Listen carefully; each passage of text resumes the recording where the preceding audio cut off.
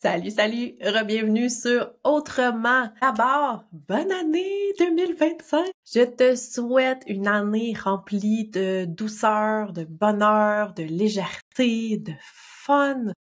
Je te souhaite une super belle année 2025. Donc, aujourd'hui, on va jaser de la gestion des imprévus.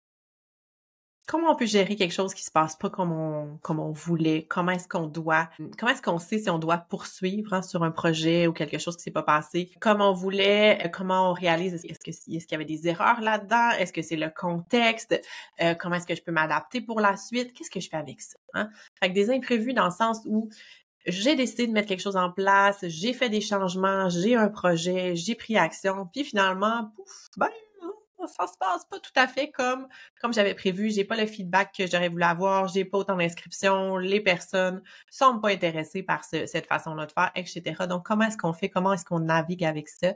Donc, on va jaser de ça aussi. Je vais te parler d'une histoire personnelle, de quelque chose qui m'est arrivé il y a pas si longtemps que ça, comment j'ai vécu ça, comment j'ai navigué au travers de ça.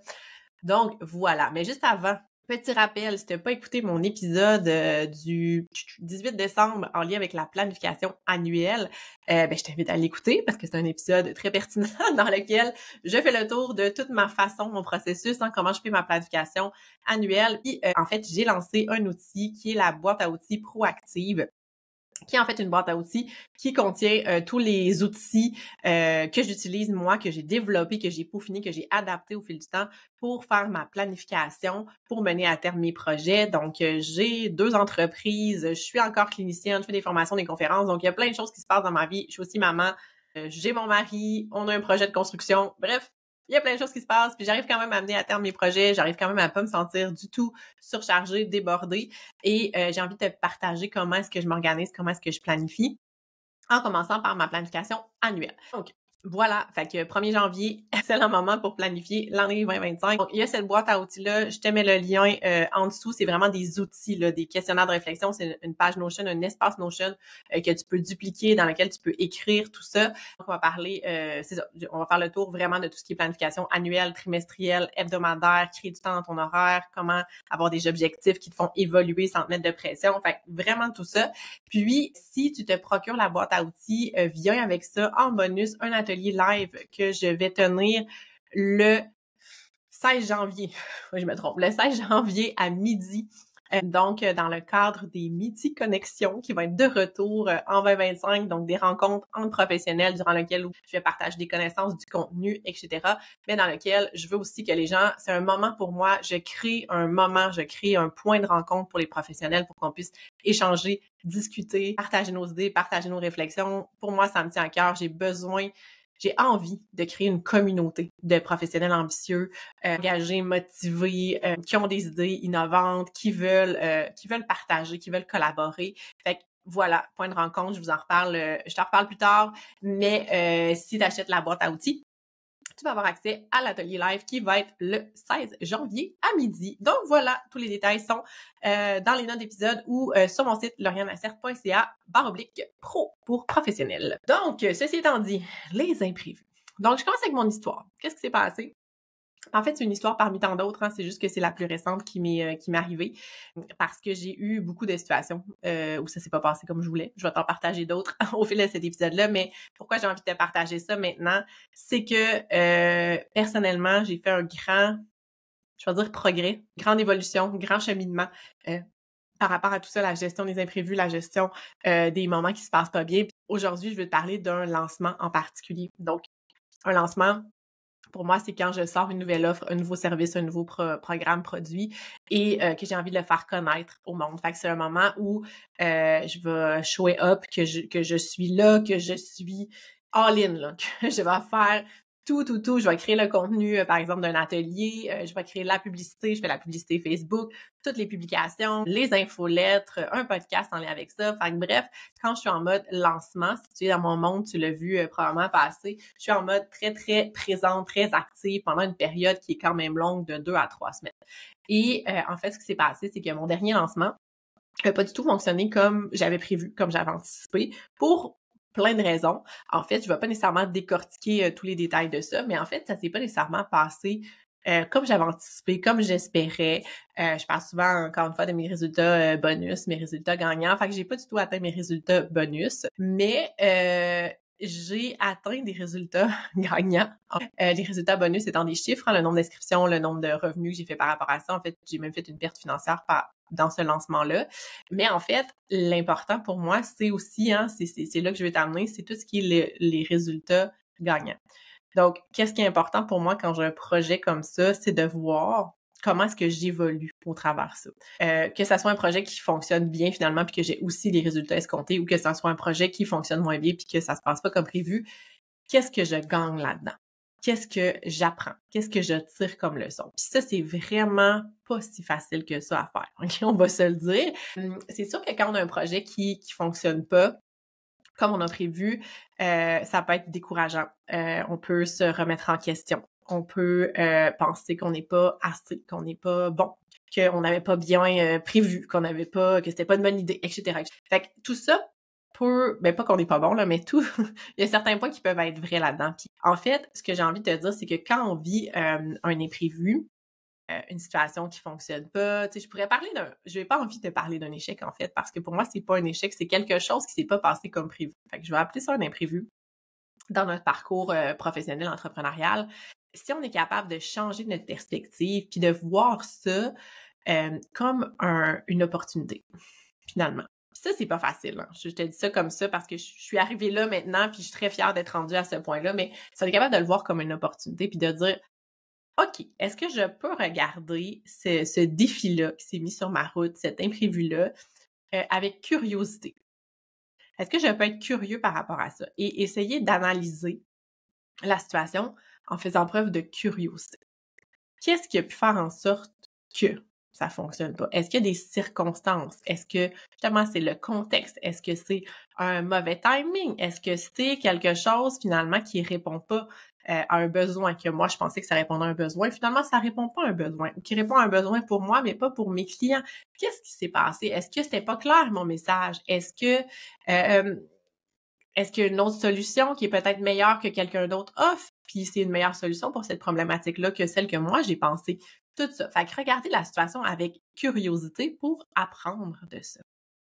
Fait que quand on regarde la situation de cette façon-là et pas en mode défaitiste, échec, j'ai pas réussi, ça marchera pas, on est en mode trouver des idées, s'améliorer, puis continuer à avancer finalement. Donc, ce changement de perspective-là, ça a l'air bien simple quand je dis ça de même, là, mais ça fait vraiment toute la différence. Puis c'est quelque chose que je t'invite vraiment, vraiment, vraiment à faire quand tu fais face à des imprévus. Une autre chose par rapport à ça, ça aussi c'est un grand défi, de détacher ta valeur personnelle de tes réussites ou pas, ou tes échecs, entre guillemets. Donc, si tu lances un projet, puis là, ça pourrait être là, une nouvelle offre de service. Je lance un nouveau programme pour les parents, par exemple. Puis ça fonctionne pas, j'ai pas d'inscription, j'ai pas autant d'inscriptions que je voulais pour tout l'effort que j'ai mis, ça marche pas, déception, etc. Est-ce qu'on peut voir, justement, approcher ça avec curiosité, OK, qu'est-ce qui s'est passé, pourquoi ça n'a pas fonctionné, etc. Trouver un petit peu le raison, le pourquoi, pour pouvoir s'ajuster ensuite, je vais vous reparler de ça, mais aussi de détacher le résultat de notre valeur personnelle. Donc, le fait qu'il n'y ait pas eu autant d'inscriptions qu'on voulait à notre programme de parents, ça n'a rien à voir avec notre valeur personnelle. Ça change rien à ce que je vaux, moi, comme personne. OK? Puis ça, c'est quelque chose qui est difficile, puis qui demande beaucoup d'introspection, peut-être beaucoup de réflexion. OK, qu'est-ce que ça dit sur moi? Rien du tout. Ça dit rien du tout sur moi, le fait que j'ai pas d'inscription dans mon programme, le fait que j'ai pas beaucoup de personnes sur mon nouveau compte Facebook, le fait que mon lancement n'a pas généré les revenus que je voulais, le fait que j'ai mis en place un nouveau système automatisé de formulaire puis que personne n'utilise puis que tout le monde me demande d'envoyer un PDF plate comme avant. Puis tout ça, ça n'a rien à voir avec notre valeur personnelle, avec notre valeur à nous. Un impact, ça a à voir avec des fois les circonstances, des fois l'idée qu'on a eue. Mais l'idée qu'on a eue, on peut avoir une mauvaise idée sans être une mauvaise personne. Ça, pour moi, c'est très clair. Puis quand je le dis comme ça a l'air bien logique, mais souvent, on va rattacher ça à une valeur personnelle. Donc, si on est capable de détacher ça, ça n'a rien à voir avec notre valeur personnelle, ce qui va se passer dans notre entreprise, dans notre carrière, dans notre profession, etc.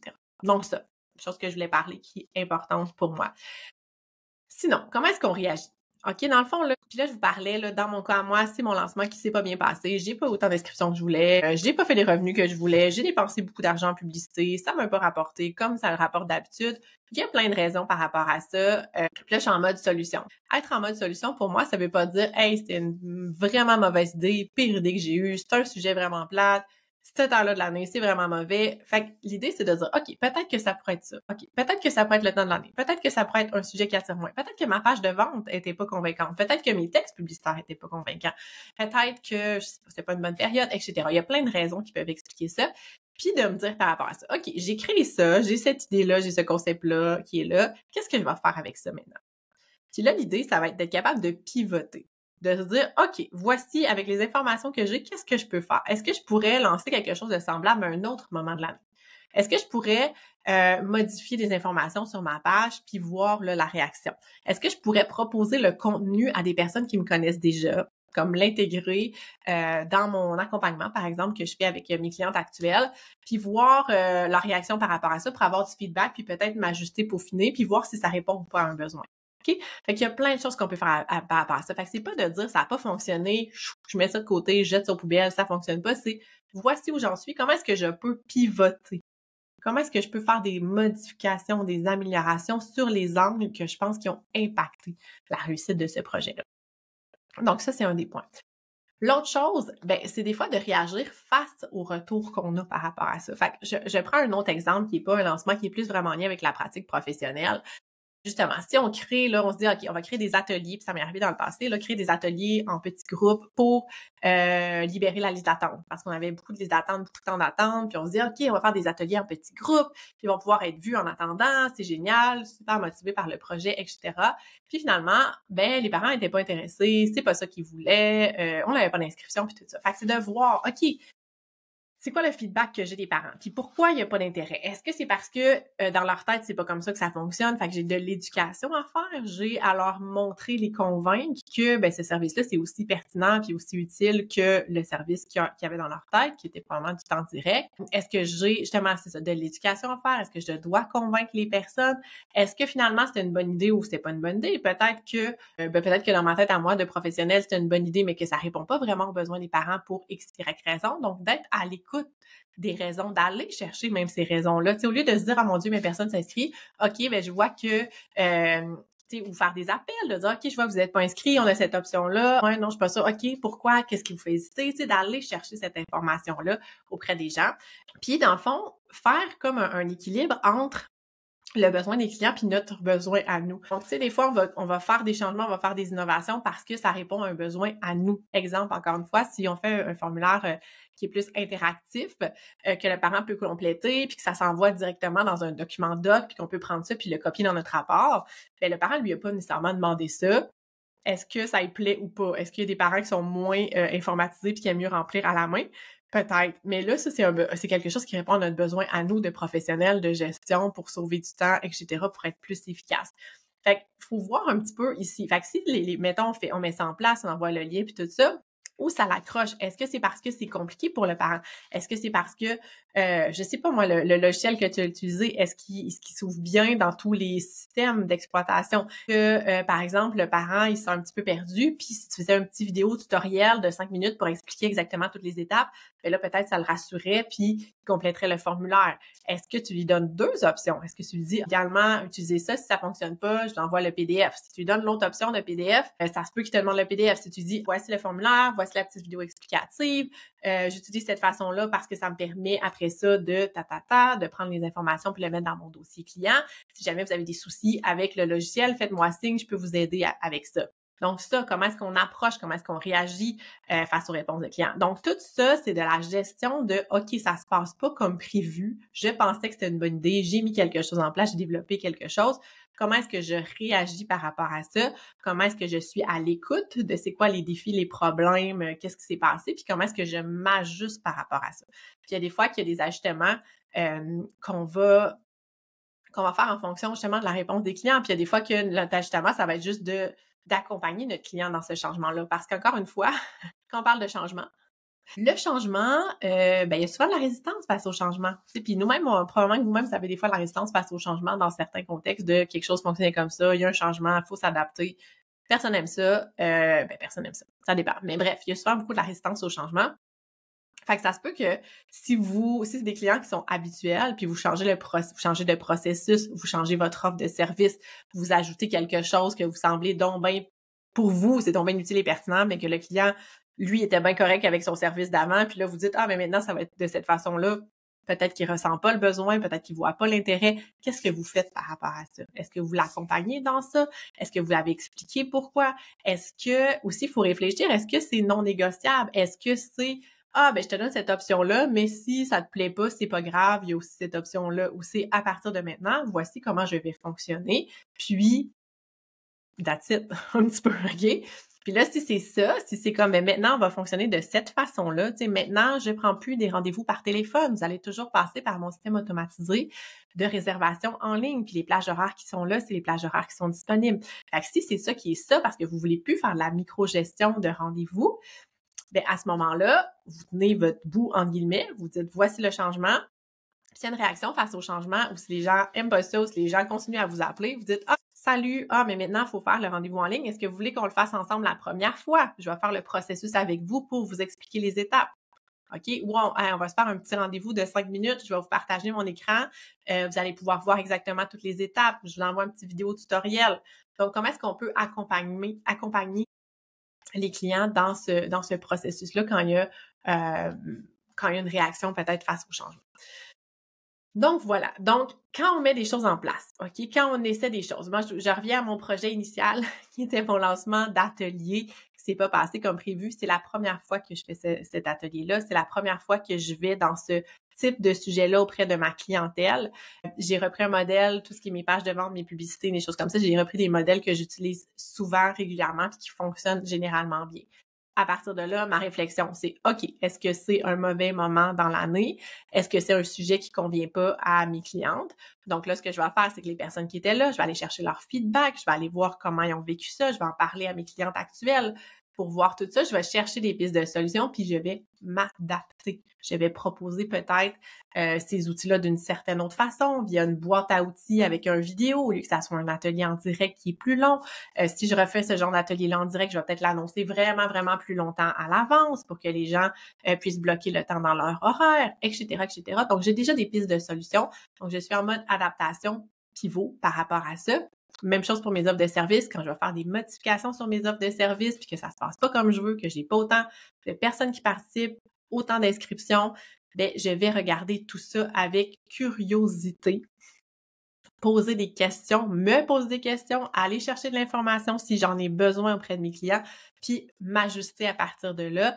Mais en aucun cas, ça va affecter ma perception de moi, ça va affecter ma valeur personnelle, comment je me sens. Puis même maintenant, je suis rendue assez, je vais dire assez, pas détachée, parce que c'est toujours quelque chose quand on met beaucoup d'efforts dans un projet puis que ça se passe pas comme on veut, ça vient toujours nous chercher, veut pas. Mais je suis rendue capable de bien gérer mes émotions, de bien gérer mon énergie, de bien gérer mon stress par rapport à ça. Parce que pendant le processus, je le voyais bien que ça se passait pas comme prévu. Mais j'ai continué à être là, j'ai continué à y croire, j'ai continué à montrer la même énergie que j'aurais montré. Sinon, j'ai continué à show up, j'ai continué à être de bonne humeur, à être positive, à être joyeuse, à être calme. Puis à partir de là, j'ai fait tout ce que je pouvais. À partir de là, après ça, j'analyse et je vois ce que je tire comme leçon et comme apprentissage de ça. Donc, moi, j'en suis rendue là. Ça n'a pas été toujours le cas. Ça n'a pas toujours été aussi facile, mais gardez ça en tête. Puis c'est quelque chose que vous pouvez essayer de faire, de mettre en place, de dire, voici mon projet, je l'essaie, je donne tout ce que je peux, je fais tout ce que je peux pour que ça réussisse. Et si ça réussit pas ou si j'atteins pas ce que je veux, qu'est-ce que je retire comme leçon de ça et comment est-ce que je peux pivoter, me réaligner pour que la prochaine fois, ça se passe probablement mieux. Donc, voilà ce que j'avais envie de vous partager aujourd'hui en ce début d'année 2025. Planification annuelle, n'oubliez pas, c'est quelque chose qui est quand même très, très important si vous voulez partir votre année du bon pied aligné. Fait que je vous laisse tous les liens dans les notes de l'épisode ou sur mon site web laurianacerte.com planification.ca/pro si vous voulez vous joindre à nous en plus à l'atelier en direct. Ça va être vraiment chouette. Sinon, vous pouvez juste utiliser tous les outils, faire ça bien tranquille dans votre coin, votre planification. Mais je vous invite vraiment, vraiment à le faire, surtout si c'est quelque chose que vous n'avez pas l'habitude de faire. Ça fait une énorme différence pour le reste de votre année. Donc, sur ce, je vous souhaite une très belle semaine et je vous dis à la semaine prochaine.